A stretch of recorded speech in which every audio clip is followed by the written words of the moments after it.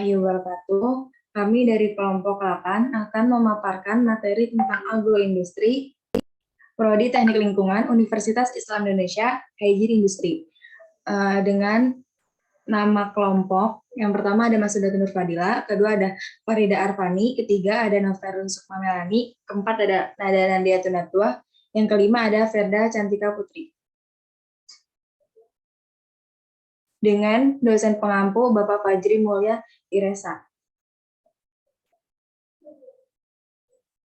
Selanjutnya, saya akan memaparkan materi tentang agroindustri. Agroindustri merupakan sekelompok sektor manufaktur yang selama ini memberikan kontribusi besar terhadap perekonomian nasional. Lanjut. Nah, di sini ada kayak sepanjang triwulan. Terus di sini ada Menperin menyebutkan subsektor industri agro yang memberikan kontribusi besar terhadap PBD sektor pengelolaan non-migas pada triwulan. Terus ada di dalamnya ada industri makanan, minuman, terus ada industri pengelolaan tembakau, industri kertas, barang dari kertas, serta industri kayu dan furniture lainnya. Lanjut. Nah, di sini ada grafik nilai sektor pertanian yang ada pada bulan Januari sampai bulan September 2020. Yang menjadi salah satu bukti bahwa industri agro masih bergeliat di tanah air. Lanjut. Selanjutnya ada pengembangan industri agro di Indonesia yang cukup prospektif. Potensi ini antara lain karena didukung pasar domestik yang besar, sumber daya pertanian yang berlimpah sebagai sumber bahan baku industri agro dalam negeri, perubahan pola konsumsi konsumen yang cenderung beralih ke makanan kemasan modern, serta munculnya pemain-pemain industri agro nasional yang sudah mampu bersaing di tingkat nasional.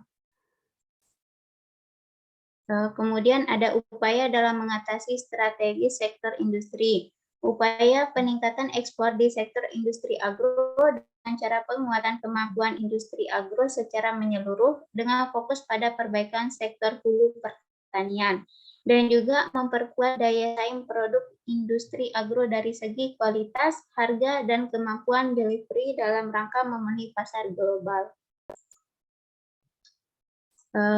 Kemudian ada refleksi industri sawit 2020 dan prospek 2021.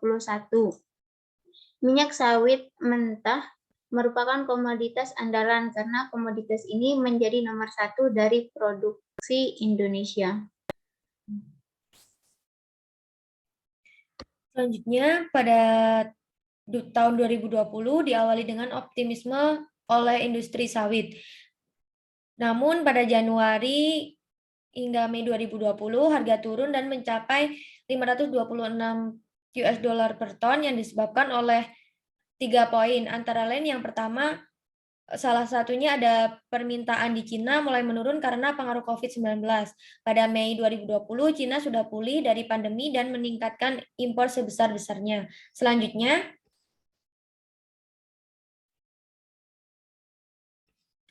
terdapat 4 kasus. Yang pertama, harga yang baik pada awal 2020 memungkinkan pekebun memupuk dan memulihkan kebunnya.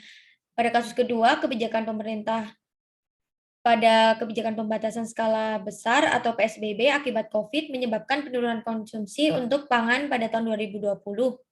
Dan yang kasus ketiga, akibat dari pandemi, performa volume ekspor minyak sawit Indonesia dengan total 34 juta ton turun dibandingkan dengan performa tahun 2019.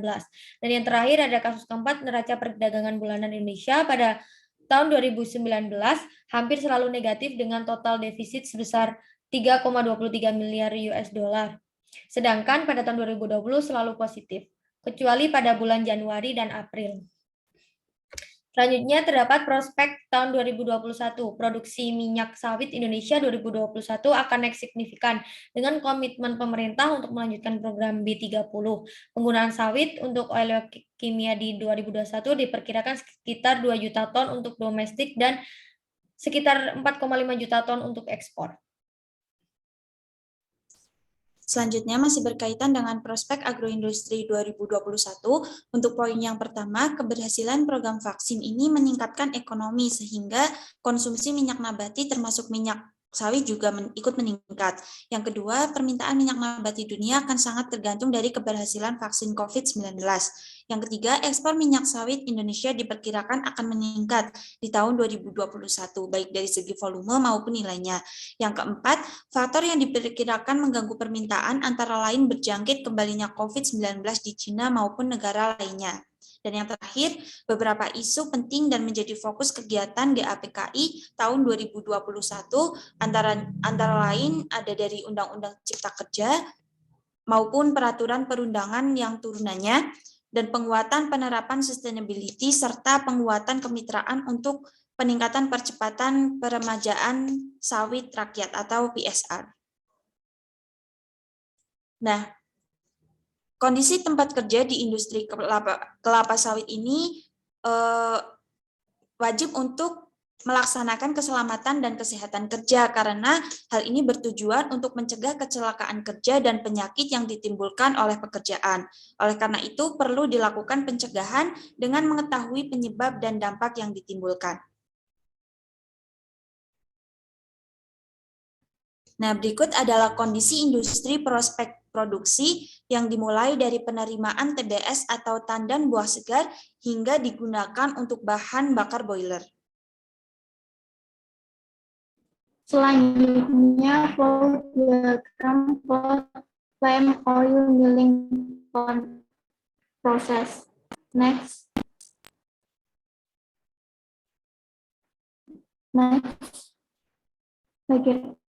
Lalu bagaimana minyak kelapa sawit dibuat? Produk minyak sawit berasal dari benih kelapa sawit. Tanaman kelapa sawit memiliki masa produktif 25-30 tahun. Karena itu pemilihan benih akan mempengaruhi produktivitas untuk beberapa dekade mendatang. Setelah 30 bulan tanaman dianggap sudah dewasa dan siap untuk dipanen. Proses pemanenan ini akan dilakukan selama 7-10 hari. Lalu buah kelapa sawit dikenal dengan nama tandan buah segar, yaitu TBS. Next. Next.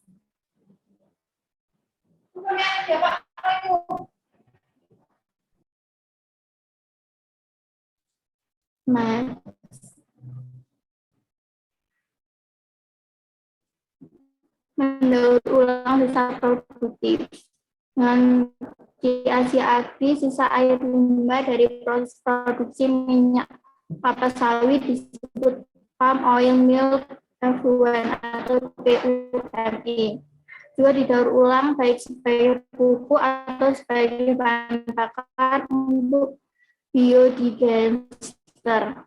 Asia Agri menggunakan proses produksi yang berputar terus-menerus dengan meminimalkan limbah dan memaksimalkan efisiensinya.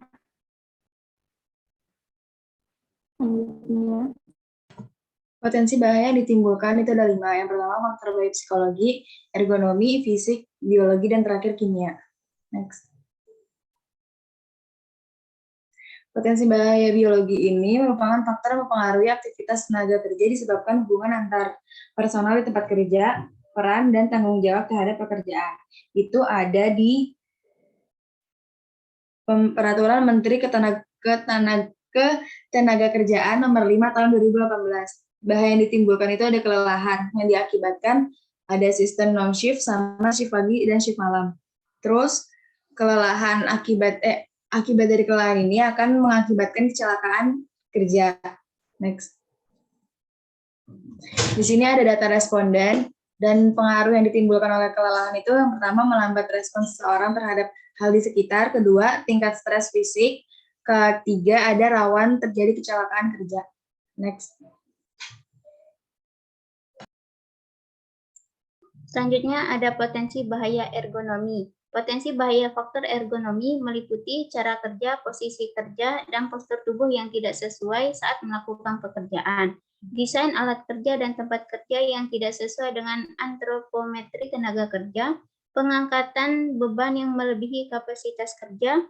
Ada beberapa kecelakaan yang pernah terjadi, antara lain adanya pernah terjadi terpeleset, jatuh dari atap pabrik, dan tangga. Selanjutnya ada potensi bahaya fisik yang terdiri dari kebisingan, kemudian kecerahan yang kurang sesuai, yang ketiga adanya getaran yang dapat merusak pembuluh darah, yang keempat ada suhu yang dapat memperlambat pekerjaan jika suhu yang ada tidak sesuai, kemudian ada gelombang mikro, dan yang terakhir ada radiasi ultraviolet yang berasal dari sinar matahari yang menggunakan lampu. Radiasi ini dapat berdampak pada kulit dan mata. Selanjutnya ada potensi bahaya biologi. Penyakit kuku sering diderita oleh para pekerja kelapa sawit yang tempat kerjanya lembab. Dan juga terdapat penyakit yang dapat menular dari satu pekerja ke pekerja lainnya, sehingga diperlukan pencegahan seperti penggunaan APD lengkap, imunisasi, dengan pemberian vaksin atau suntikan. Selanjutnya ada potensi bahaya kimia yang disebabkan oleh tiga penyebabnya, itu yang pertama ada partikulat, asap pabrik, dan penggunaan bahan-bahan kimia yang bisa membahayakan para pekerja. Selanjutnya bahan kimia yang berbahaya dapat masuk ke dalam tubuh melalui 3 cara utama. Yang pertama ada inhalasi atau menghirup, yang kedua pencernaan atau menelan, yang ditimbulkan oleh kontaminasi manusia, yang ketiga ada penyerapan ke dalam kulit atau kontak invasif. Selanjutnya upaya pencegahan. Yang pertama analisis dan evaluasi kegiatan, yang kedua training dan edukasi, dan yang terakhir ada program dan promosi hygiene industri. Selanjutnya ada pengendalian faktor bahaya ESRA. Eliminasi ini artinya memodifikasi desain untuk menghilangkan bahaya, misalnya memperkenalkan perangkat mengangkat mekanik untuk menghilangkan penanganan bahaya manual. Risiko atau bahaya yang sudah diidentifikasi dan dilakukan penilaian memerlukan langkah pengendalian untuk menurunkan tingkat risiko atau bahayanya menuju ke titik yang aman. Next. Selanjutnya ada substitusi. Substitusi ini sebagai proses untuk mengganti atau mengubah peralatan atau kegiatan yang dilakukan yang memiliki risiko bahaya yang tinggi agar mengurangi bahaya bagi pekerja. Contohnya yang pertama, mengubah peralatan yang tidak menimbulkan getaran yang tinggi. Dan yang kedua, mengubah atau mengganti area kerja dengan mencegah agar kulit tidak terlalu tepian yang tajam. Ada rekayasa teknik, yaitu dengan memodifikasi suatu alat atau mesin, yaitu mengatur letak tempat kerja, memasang alat untuk bisa membentuk jarak, peralatan untuk mengatur beban, dan memodifikasi kerja dengan berpindah tempat. Selanjutnya, administrasi, yaitu kegiatan yang dilakukan untuk menaati prosedur pekerja dan aturan pelatihan, yaitu pemberlakuan izin kerja, pergantian shift kerja baru, pemeriksaan kesehatan gratis, pengaktifan extra body, yaitu APD, alat pelindung diri dengan alat keamanan yang dirancang untuk karyawan serta bekerja di pekerjaan. APD, sepatu bot, masker, helm, tas pinggang, dan sarung tangan. Selanjutnya, program dan promosi higien di industri kelapa sawit, yaitu melaksanakan program keselamatan dan kesehatan kerja K3, yaitu meningkatkan pengawasan APD kepada pekerja, meningkatkan intensitas dalam pemberian promosi, memberikan peringatan dan sanksi kepada para pekerja, dan memberikan apresiasi dalam bentuk penghargaan kepada para pekerja. Sekian dari kelompok kami, kurang lebihnya mohon maaf. Wassalamualaikum warahmatullahi wabarakatuh.